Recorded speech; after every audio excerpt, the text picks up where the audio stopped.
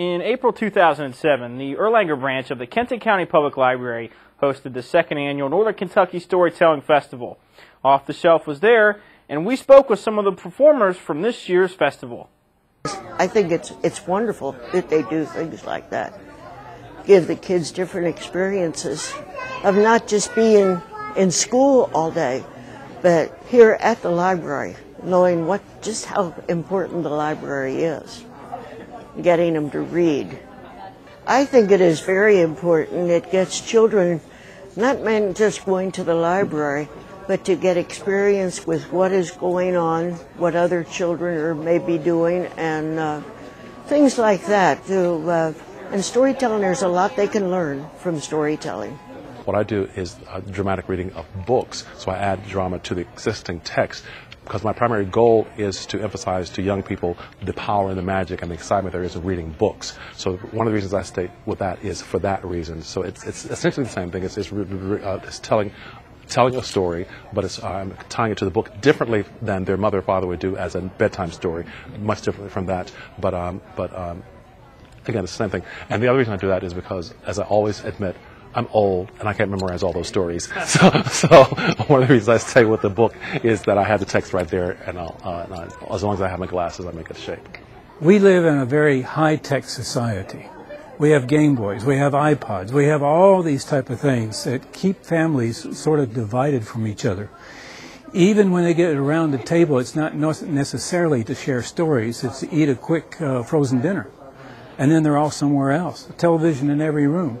And so to be able to have a storytelling where the family participates is very important, because it's almost a dying art. When I served over in Africa, the people there didn't have any electricity. And they would sit around in their huts at night and tell stories about their families that would go back generations, and passing down the story. And I think it's very important, because we don't do a very good job of that anymore here in the United States. I think one of the things we really lose track of, and we lose track of it because there's all these distractions, is that this storytelling, being together in a space and sharing stories with eye contact and watching bodies and getting vocal cues, this is where all of that other stuff comes from. Television comes from this, radio comes from this, video games come from this. This is the most powerful form of being able to communicate with someone. And we lose track of that because we spend so much time looking at objects. You know, people sit there and text message each other, and you're basically talking with your thumbs, but they can't see your face, they can't see your body. How many times have you received an email that you thought was a little questionable, then you actually talk to the person and find out there was nothing meant by it? It's just that the way the words came off the page, and if they'd been able to speak to or see you, they would have known what you meant, or right away. As libraries have changed tremendously, we offer tons of programs for children and for adults. You know, we offer computer literacy programs for children and adults. We have, yoga from time to time at the library. We have, during spring break this year for the students, we had a program every single day. We had pizza parties and a luau and things like that. There's a lot of things that we're offering at the library that were unheard of years ago. In a previous interview for the Storytelling Festival, I had said that the Storytelling Festival is good for all ages. If you would go to a comedy club, then you would enjoy the Storytelling Festival. And the interviewer thought that was hysterical to compare something going on at the library to something like a comedy club. But we're not the building that's all shh, no one can talk. We have a lot of fun.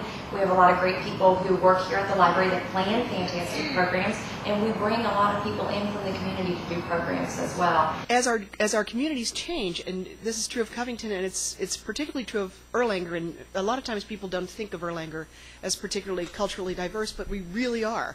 And the library is often the center of that cultural diversity. A lot of the new residents, the newly arrived residents from other countries, come here to get the information that they need, to have the experiences, the interactive experiences that they need in order to begin their process of assimilating into American culture. It's a great place to come for that. It's perfect for that. Subsequently, when you walk out into the adult reference section or you walk into the children's area, it looks like a United Nations, and it always, always does. There are different languages, always. There are different skin colors and different experiences completely. So the marriage of being able to celebrate our shared culture and share our new and diverse cultures is unbelievably satisfying.